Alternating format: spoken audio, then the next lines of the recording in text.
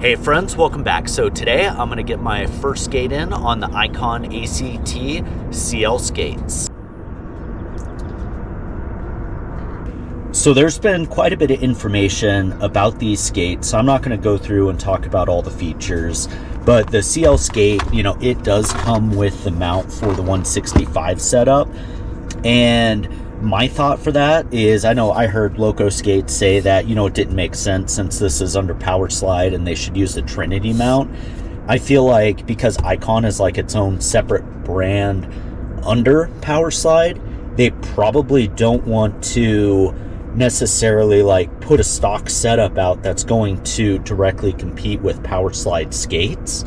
So by putting a 165 on here, it's competing with other 165 manufacturers versus, having the Trinity mount and having to worry about competing within itself. I hope that makes sense.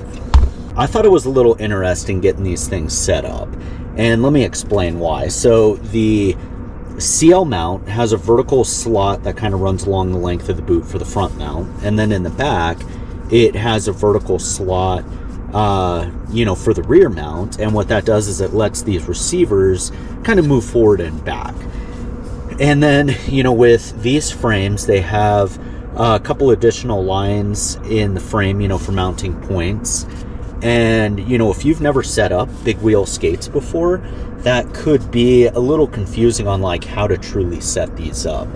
So I just want to explain that, on the front, there are some crosshairs, which basically is the center point. What's the best way to say it? It's like when you mount the frame using this front crosshair and knowing which hole to go in with the endless frames, that will center basically the back portion of it in order to get the frames so that they're centered on the bottom of the boot. I hope that makes sense, but it is a little weird because I would think that with this front receiver, it should just be a hole, and you use that hole, and then that kind of controls where the back frame bolt goes, so you're not playing this guessing game. And then also, I have concerns too how that's going to work over the long term. Like if your frame bolt loosens up, is that going to cause your frame to kind of slide all over the place? Whereas, most 165 mounts are directly into a hole in the bottom of the boot. So just kind of an initial thought. I'll see how that works out over time. So one thing that is interesting about these is they don't come with a 45-degree strap, which is a little odd for a big wheel skate, because normally that 45 strap helps kind of lock your heel down and keep your foot from moving around. So, that's one of my concerns, is how well is this skate actually going to hold up for locking the foot in. But one thing that is interesting is, I don't know if you can see it, but beneath the Revolve cuff bolt, there are a couple holes molded into the side of the skate. And, I believe what that is for is you can add a 45 strap if you need to aftermarket. So I don't know what kind of strap would actually work with these, but it looks like you could just drill a hole, pop in the 45 strap, and then go from there. I just, I'm going to try them like this first, see how they work out, and go from there. I'm a little surprised by the color with this. Like, I thought, from all the pictures and stuff, that it was going to be a really bright white, but it's actually this kind of a cream color, and I would describe it more as like French vanilla, where it has that like little hint of brown in it. So you can see this color, and then, this is, regular white right here, so you can kind of see the difference. All right, so these are the MyFit Prime liners, and I haven't seen anybody else talk about these really, but the sizing on these is a little different than the aftermarket Prime liners that you can buy. And it's got the memory foam in the cuff. It does feel like it has some padding around the forefoot. I did notice that the toe box is a little different. So on this, you can see that it's a lot more pointed, whereas the other Prime liners are a little bit more rounded out, kind of like an Intuition. And I almost, I guess I wonder why they did that. because, you know, if the liner is narrower than the shell, that means you may get some movement in there. But I really don't know. It could just be that they want you to, your foot to basically push the liner out to fill the shell, and then, you know, that helps hold your foot in place without moving around inside the liner. I'm gonna try it out, see how it works. You know, the bottom of this is a little different too, so it doesn't have the Velcro heel pad. It just has this kind of rubbery texture grip, so we'll see how well that holds up in the bottom of the skate. But I'm gonna try and skate these stock. I did try them with the laces and without the laces on the liner, and I found that the laces kind of help secure my foot a little better when just trying them out inside the house. So I'm going to try them out today, see how they work with the laces. You know, not a big fan of dual lacing systems, but you know, if it gets the job done, then, you know, it's something I'll stick with, because, you know, what's an extra minute lacing up and taking them off in the grand scheme of things. But, you know, overall, you know, I think that kind of covers some of the highlights about these skates that I haven't seen covered yet.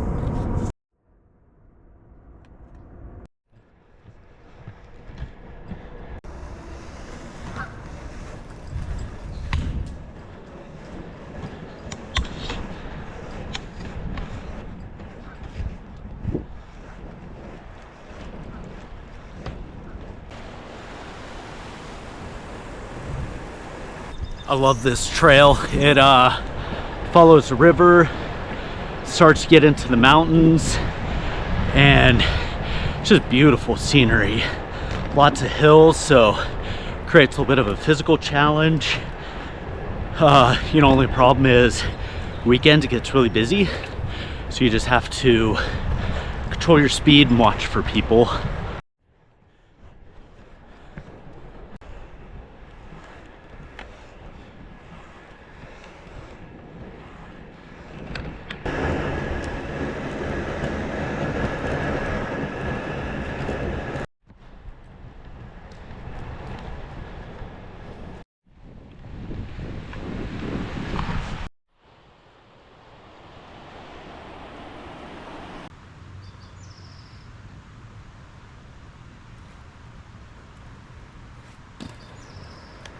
So I can already tell that there's a lot more rolling movement in my ankle, just from a stability perspective.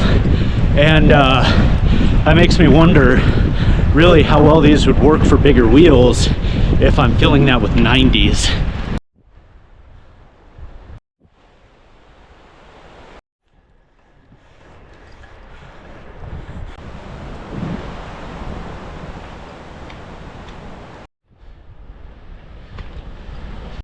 Whew. Just keep climbing. Just keep climbing. They're expanding the length of this trail, so that's going to be awesome when it's all done. All right, well, that's the halfway point.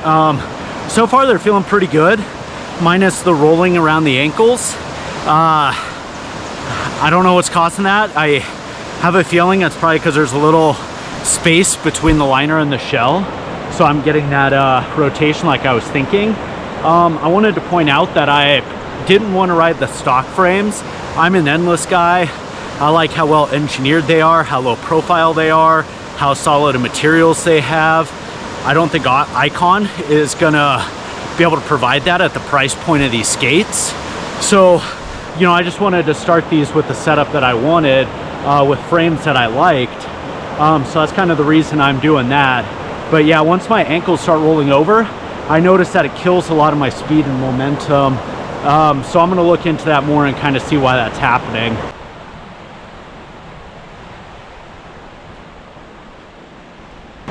So this trail has a lot of really good hills to bomb, but you have to be careful because it gets super busy on weekends and people just hang out in the middle of the trails, dogs walking all over, and you got to control your speed just because otherwise you're going to be the one that ends up injured.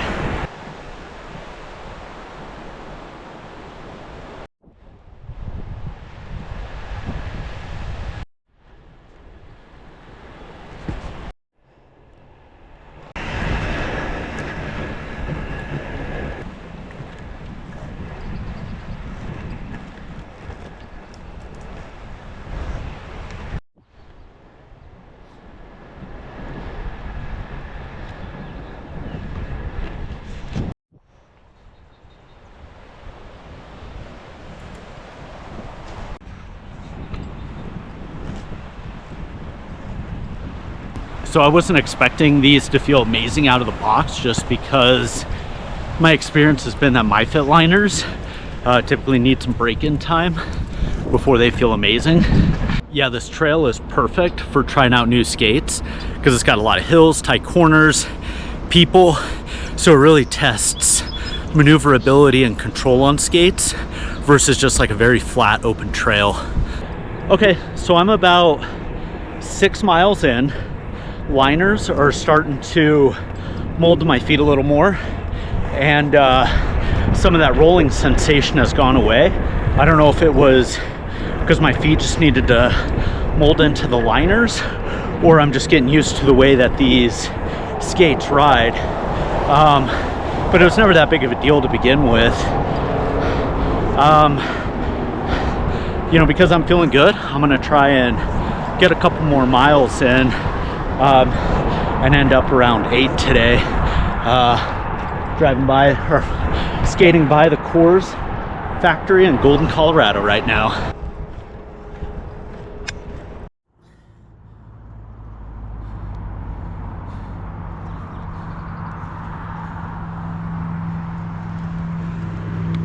I don't think I've ever really mentioned this, but I do a lot of aggressive skating, but I love getting out on the big wheels too, just to help keep my cardio and endurance up. And it's just a really good feeling, and it's also really good for recovery. I just don't post a lot of it because I'm a pretty boring trail skater. I'm just cruising, getting some miles in, and trying to keep the cardio up.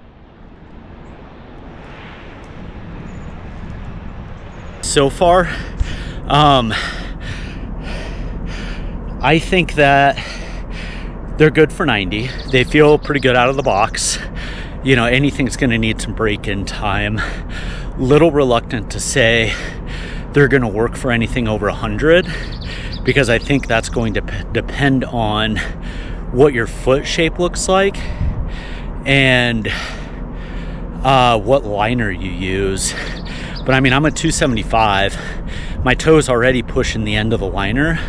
I don't know how they say that these go up to 278, but I've got about 1 3/4 fingers between the back of my heel and the back of the skate when I push my foot all the way forward, which means that the shell is the appropriate size, and then my foot width is like on the very verge of being considered normal and almost on the verge of being wide. It's like exactly 4 inches wide at the widest part, and these skates are plenty wide for it, but I feel like they're a little wider than that. So if you've got an extremely narrow foot, or your foot is at the very bottom of the shell size, then I could see that these may be a little sloppy for you. And you know, I'm still trying to figure out if they're going to be sloppy or not in the future. It's just going to take more riding from me. But those are my initial thoughts on this. But overall, I mean, it's a good skate at a good price point. But, you know, I think it's going to come down to what's your foot shape, what your foot size is in relation to the shell size, and how you intend to use these if they're really going to work out for you. So that's kind of my thoughts.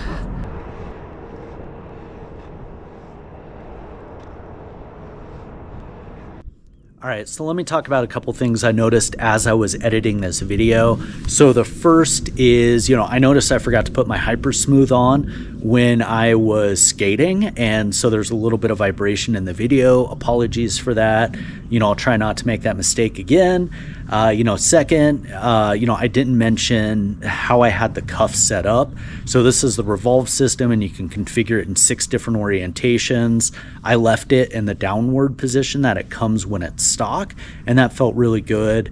If I skate these more and feel the need to adjust it, I'll give that a try. The next is kind of why I chose this skate. So originally when this was announced, I saw it and I was like, oh man, that's gonna be really good for aggressive. Then the videos started coming out and everyone was saying it was really stiff, and the more I thought about it, I was like, well, this may be a really good skate for me in a big wheel configuration. So that's kind of why I opted for it in the big wheel versus trying to skate it aggressive. And if I'm not liking it in the big wheel, I can still add on sole plates and then try it out on aggressive, and by that time the shell should be plenty broken in for me to hit the skate park. And then the last thing that I wanted to just kind of mention and bring up is just the mount on the ACT CL skate. You know, it felt really solid and secure when I was skating, so that's good. I didn't have the frames loosen up on me, so you know, that's a positive. But again, something I'm just going to keep my eye on because it is a new feature, new product, and we'll see how it goes. One thing I want to mention too is if anybody is looking for a good bag to hold big wheel skates, you should look at the a new bag.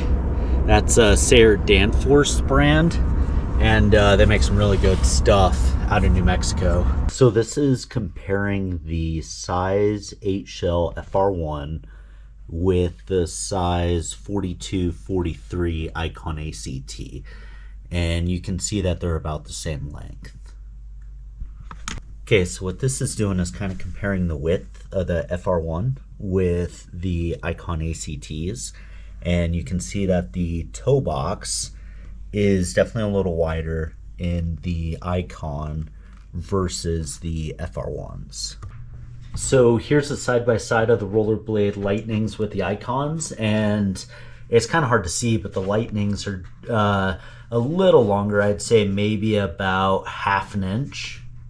Here's a top down, and you can see that the IQONs are a little more rounded out throughout the toe box, and they're about the same width as the Lightnings, which kind of taper to a point in the toe box. Here's a comparison with the FR Neo 2s, and these are the same size for my foot, but the Neo is about 3/4 of an inch longer in the shell. Here's a side-by-side comparison of the IQON with the FR Neo, and the FR Neo is about 1/4 inch wider, kind of in the forefoot. All right, well, I just got back to my car, so that's a wrap for today. Thanks all for checking in, and we'll catch you next time. So the longer I'm skating these, feels like the liners are starting to form a little more, and I'm seeing less of the rolling in the ankle. Also, whew, this is a hill. Feeling pretty good, so I may try and give it a couple more miles. I'm at about 6 right now. Ooh, steep part.